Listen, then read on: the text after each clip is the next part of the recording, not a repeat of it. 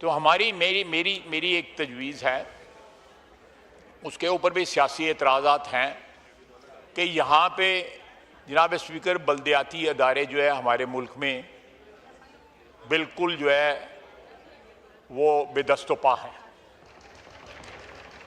पंजाब में तो हैं ही नहीं है।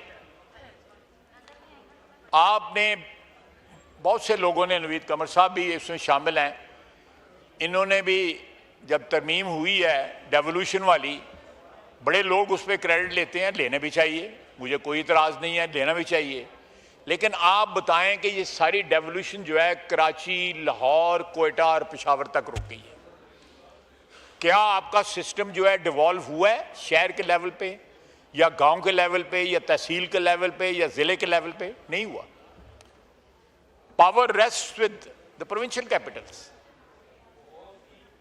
आप डिवॉल्व करें, वंड का खाओ तो खंड खाओ।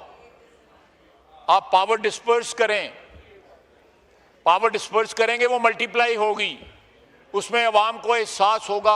आपके बल्दियाती अदारे जो हैं शहरों में, गाँव में, तहसीलों में जो है हिफाजत करेंगे आपके सिस्टम की।